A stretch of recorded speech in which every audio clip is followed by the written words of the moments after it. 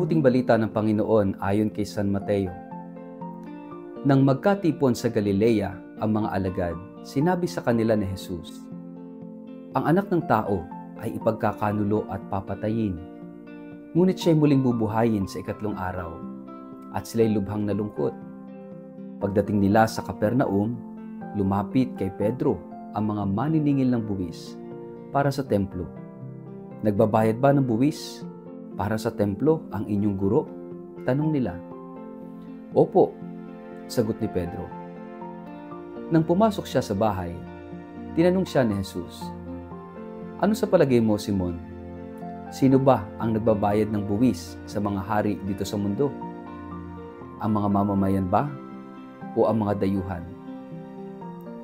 "Ang mga dayuhan po," tugon ni Pedro. Sinabi ni Jesus, "Kung gayon, hindi dapat magbayad ang mga mamamayan. Gayunman, para wala silang masabi sa atin, pumunta ka sa lawa at mamingwit ka. Kunin mo ang unang isdang mahuli mo, ibuka mo ang bibig niyon at may makikita kang isang salaping pilak. Kunin mo iyon at ibayad mo para sa buwis nating dalawa." Ang mabuting balita ng Panginoon. Mapagpalang araw sa inyong lahat. Welcome po sa ating Gospel in a Nutshell. Mga kapatid, sa unang tingin, ang Ebanghelyo ngayon ay parang dalawang magkaibang kwento. Una, si Jesus ay muling nagpapahayag sa mga alagad na siya ay ipapako sa krus at muling mabubuhay. Ikalawa, isang tila maliit na usapin tungkol sa pagbabayad ng buwis sa templo, kung saan iniutos niya kay Pedro na pumunta sa dagat manghuli ng isda at doon makikita ang perang pangbayad. Pero kung pagbubulay-bulayan, pagninilayan natin ang dalawang pangyayaring ito, ay mayroong iisang mensahe. Ang totoong kalayaan ay hindi kawalan ng obligasyon, kundi ang malayang maglingkod at magmahal tulad ng ginawa ni Jesus. Sabi ni Jesus, ang anak ng tao ay ipagkakanulo sa kamay ng mga tao. Papatayin siya, ngunit sa ikatlong araw ay muling mabubuhay.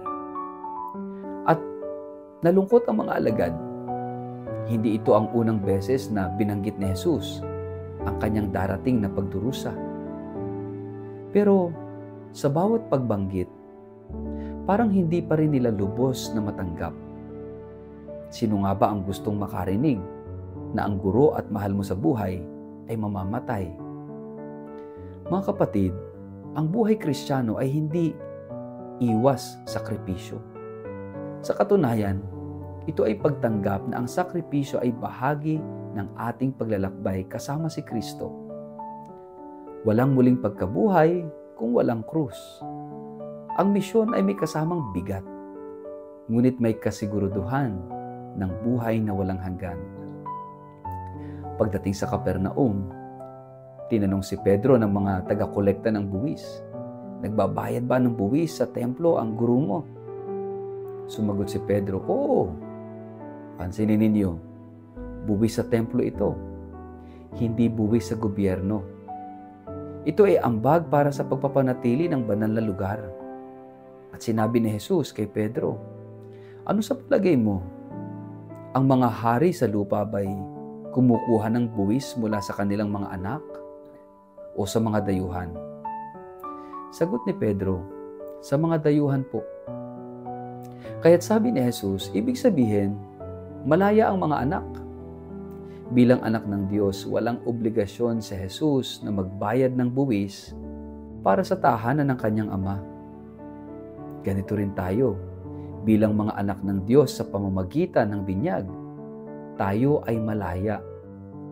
Hindi tayo alipin ng mga patakaran upang mapalapit sa Diyos.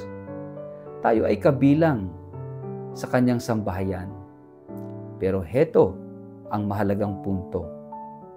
Kahit malaya, nagpasya si Jesus na magbayad. Bakit? Sabi niya, upang huwag silang magtampo sa atin. Ibig sabihin, kahit malaya siya, handa siyang sumunod sa isang alituntunin alang-alang sa kapayapaan at patotoo. Ito ang magandang pagnilayan natin, mga kapatid.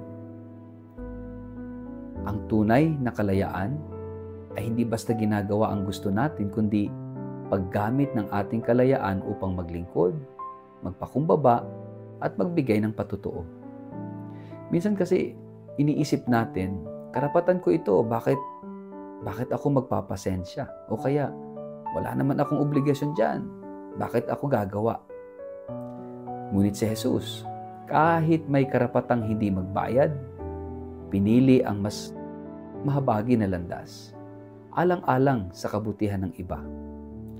Sa ating buhay, may mga pagkakataon na kahit tama tayo, pipiliin nating magpakumbaba upang mapanatili ang pagkakaisa. Kahit may karapatan tayong tumanggi, pipiliin nating tumulong dahil mahal natin. Ang paraan ng pagbabayad ay kakaiba. Isang isda na may bariyang sapat na pambayad ng buwis para kay Jesus at kay Pedro. Dito makikita na kung tayo ay sumusunod sa kalooban ng Diyos, siya ang bahala sa ating mga pangangailangan. Hindi lang tungkol sa buwis ang milagro, kundi sa pagtitiwala. Minsan, iniisip natin, paano ko magagawa ang mabuti kung kulang ako? Pero sinasabi ni Jesus, gawin mo ang tama at ako ang magbibigay ng paraan. Mga kapatid, sa dalawang tagpo, ang anunsyo ng kanyang sakripisyo at ang pagbabayad ng buwis, makikita natin ang iisang puso ni Jesus. Isang pusong malaya sa takot, ngunit nakahandang maglingkod at magbigay ng sarili. Ang tanong sa ating sarili, tayo ba'y namumuhay bilang mga anak ng Diyos na tunay na malaya o bilang mga alipin ng galit, ng pride at ng pansariling interes? Ginagamit ba natin ang ating kalayaan para maglingkod at magpatawad o para ipaglaban lang ang ating kagustuhan? Mga kapatid, hinahamon po tayo. Piliin ang pagmamahal kahit mahirap. Hindi lahat ng laban ay dapat ipaglaban. Minsan, mas makapangyarihan ang katahimikan at kabutihan. Maglingkod kahit walang obligasyon. Ang kabutihan na hindi hinihingi ay mas mabigat ang dating sa puso ng tumatanggap. Magtiwala sa Diyos sa gitna ng kakulangan. Kung ang isda ay kayang magdala ng barya para kay Pedro at kay Jesus, tiyak na kayang maglaan ng Diyos para sa ating pangangailangan. Ginagamit ba natin ang ating kalayaan bilang anak ng Diyos para maglingkod at para magpakumbaba? O para lamang ipaglaban ang sarili nating interes? Sa ngalan ng Ama at ng Anak at ng Espiritu Santo. Amen. Panginoong Jesus, salamat sa kalayaang ibinigay mo sa amin bilang mga anak ng Diyos. Turuan mo kaming gamitin ito hindi para sa aming sariling kapakinabangan, kundi upang maglingkod, magpatawad at magpakumbaba. Tulungan mo po kami na magtiwala sa iyong probidensya, na sa bawat mabuting hakbang na aming gagawin, ikaw ang magpupuno ng aming kakulangan. Amen. Pagpalain po kayo at ingatan ng makapangyarihang Diyos, Ama at Anak at Espiritu Santo. Amen.